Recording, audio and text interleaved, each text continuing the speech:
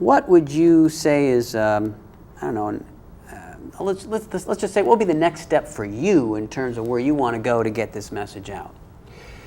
Well, it's a good question. I certainly could do another project like this and just take and use the relationships that I have with these 25 people to develop 25 different relationships and so forth. I'm not sure I want to do that.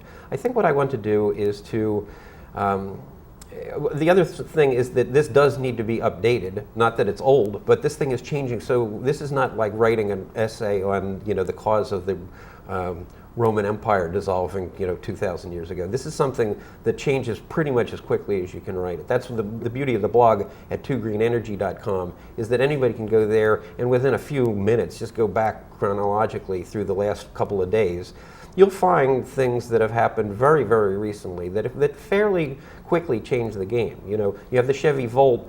Everybody was watching to see what the MSRP, the manufacturer's suggested retail price of the Volt was going to be. Was it going to be, you know, $50,000, in which case you're going to have a hard sell, or is it going to be $30,000, in which case you're probably going to be able to sell them like hotcakes? That was an announcement that was made Tuesday. Everybody and his dog in this industry was, you know, wondering, is it going to happen Tuesday morning or Tuesday afternoon? This is big stuff. But my point is that I think what I want to do is I do need to update this, but I also need to promote it. I do believe that this. I went to the bookstore just the other day on this thing to see, okay, I knew what the competition, if you will, was for this thing when I conceived this project last fall. I wanted to see what it was now.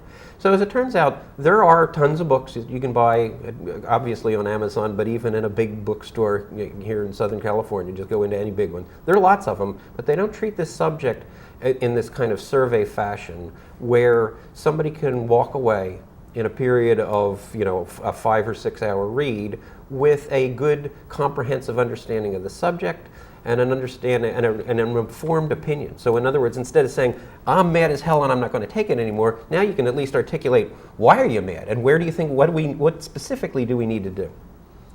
All right. And you also speak on this subject. I do. Anybody who wants me to get up in front of an audience, the answer is always yes. And then what would be the best way to get in touch with you? Through the website, I guess, at 2Green, the number 2greenenergy.com. Okay, good.